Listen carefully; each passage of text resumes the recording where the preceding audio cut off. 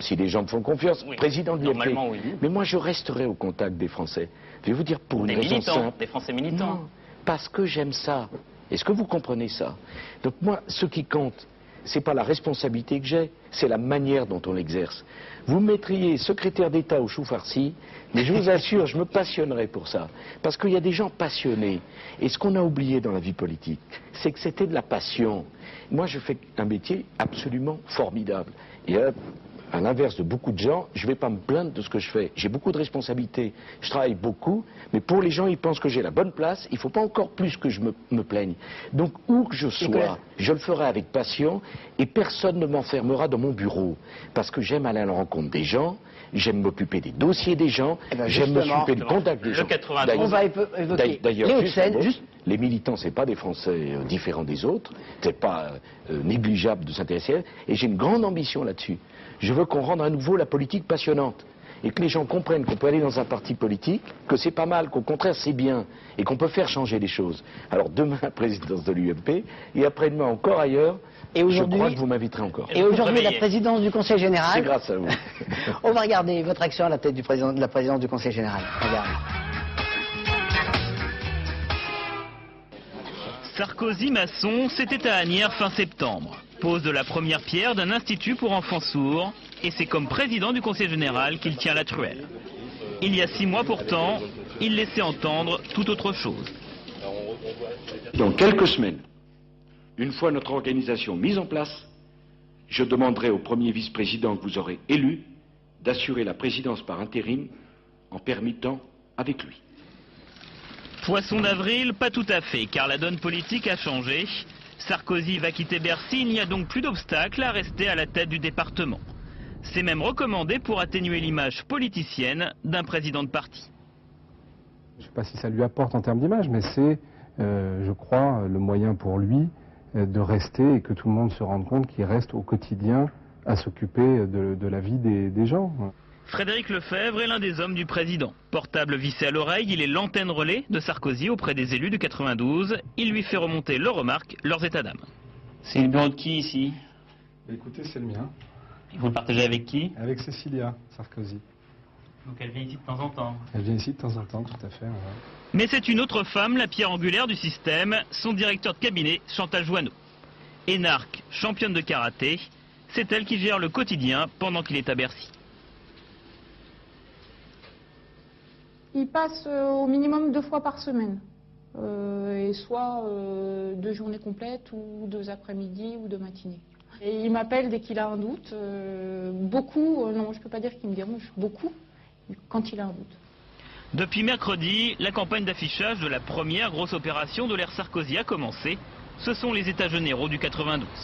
Un questionnaire écrit par l'Institut Ipsos va être envoyé à tous les habitants des Hauts-de-Seine la semaine prochaine. Ça fait 620 000 personnes en fait, 620 000 foyers, plus Internet. La population est donc amenée à donner son avis sur la politique qu'elle voudrait voir mener.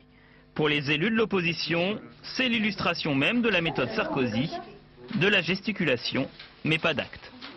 C'est un peu démago ce questionnaire? Un peu beaucoup même, je crois. Je crois que c'est plus une opération de communication. On répond forcément oui, mais à toutes les questions. Par exemple, il y a quelles sont pour vous les priorités départementales? Et vous avez une liste, le logement, les crèches, l'emploi, l'environnement, les transports, l'action sociale. Si tout le monde est d'accord. Évidemment, donc tout le monde, on pourrait mettre une petite croix partout. Les réponses seront rendues publiques en janvier, lors d'une grande séance au Conseil Général.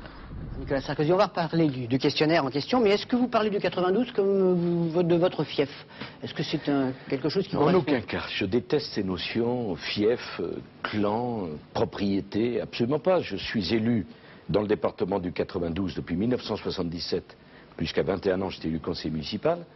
Mais ça n'a rien à voir avec un fief. Je ne suis pas propriétaire des électeurs. Les élus qui sont là-bas sont élus par leur qualité propre.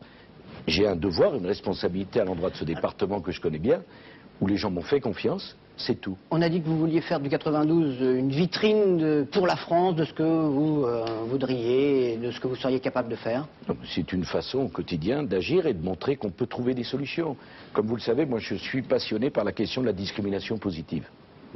Oui, à venir. Je pense Oui. qu'il y a des gens qui ont plus de handicap que les autres et qu'il faut aider davantage que les autres. Alors, est-ce que Je c'est pense que quand vous avez un prénom comme Mohamed, vous avez moins de facilité à trouver un boulot quand vous envoyez votre curriculum vitae que quand vous vous appelez Clémentine ou Christophe. Est-ce que c'est dire républicain? ça, c'est pas dire un gros mot. Oui, c'est républicain. C'est républicain, la discrimination. Exactement. Pourquoi?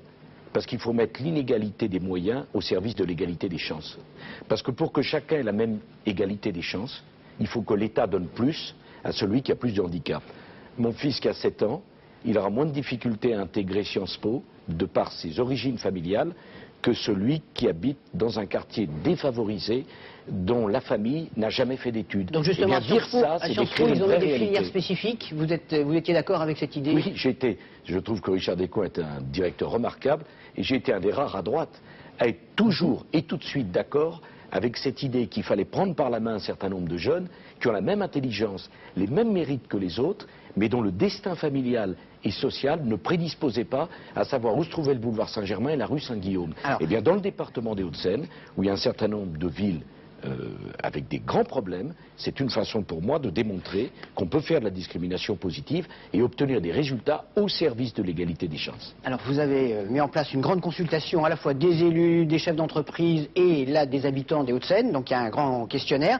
C'est de la démocratie participative, on n'était pas habitué à ce que la droite le fasse. C'est plutôt une idée de gauche, la démocratie participative, non? Vous savez, ça me gêne absolument pas. Moi, j'ai envie de demander aux gens ce qu'ils pensent.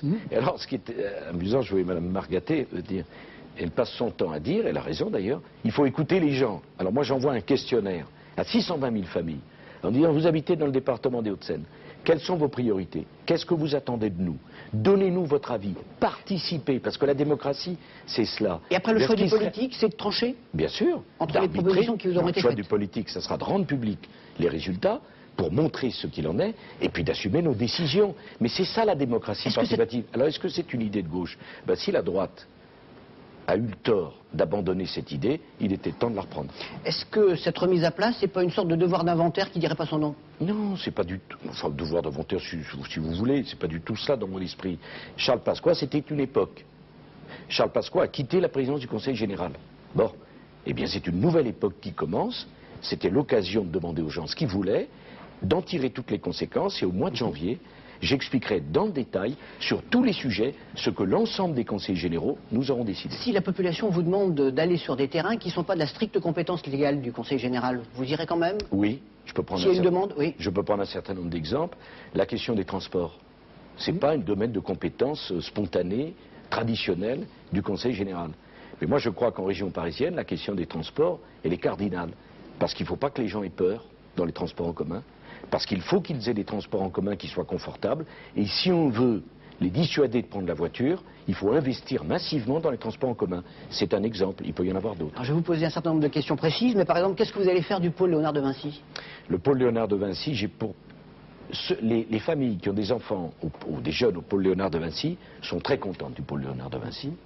Je pense qu'il faut faire deux choses. La première, revoir les conditions de financement pour que des entreprises puissent participer plus massivement. Et la seconde, c'est que j'aimerais qu'on tranche définitivement le problème entre l'éducation nationale et le pôle Léonard de Vinci. Je suis en train de discuter, par exemple, avec le directeur de Sciences Po, est-ce qu'on ne peut pas avoir des accords?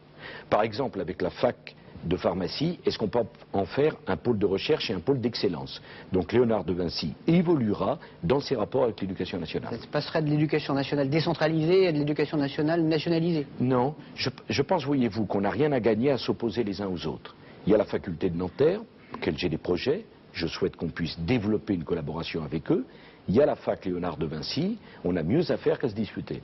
Alors, en matière de sécurité, le département des Hauts-de-Seine a mis en place beaucoup de vidéosurveillance. Ça, vous voulez le continuer, l'arrêter, le développer? Non, je ne suis pas sûr que la mission première du Conseil général soit une mission de sécurité.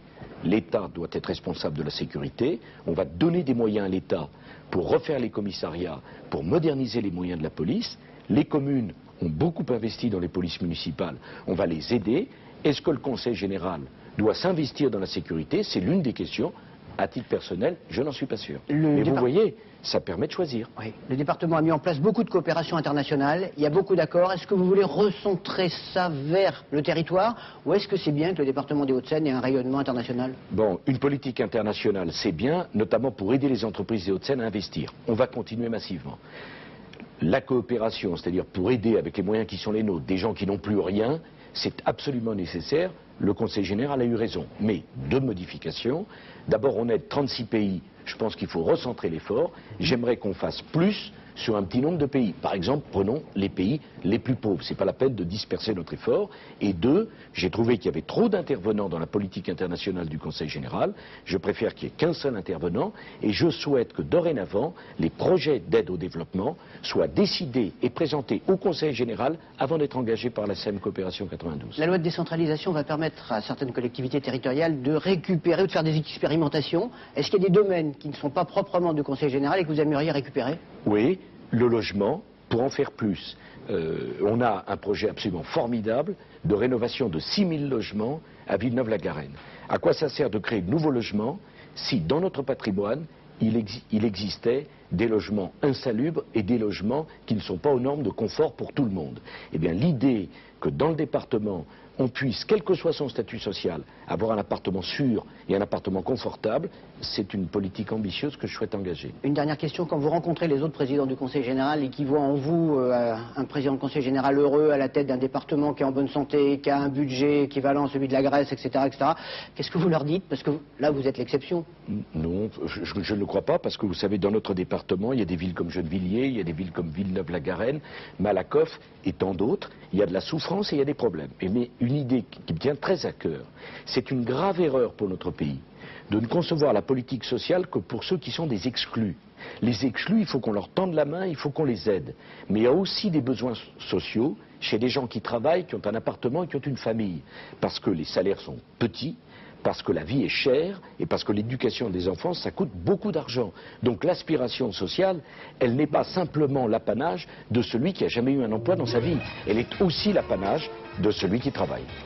Merci Nicolas Sarkozy d'avoir passé cette demi-heure en notre compagnie. Merci à vous de nous avoir suivis. Ça faisait 11 ans. Ça faisait 11 ans qu'on ne vous avait pas vu sur ce plateau. 11 ans sans m'inviter. Tout à fait. La semaine prochaine, nous recevrons un autre président de Conseil général, mais du Val-de-Marne. Christian Favier, président communiste du Val-de-Marne, sera sur ce plateau. Je vous souhaite une bonne semaine à tous. Au revoir.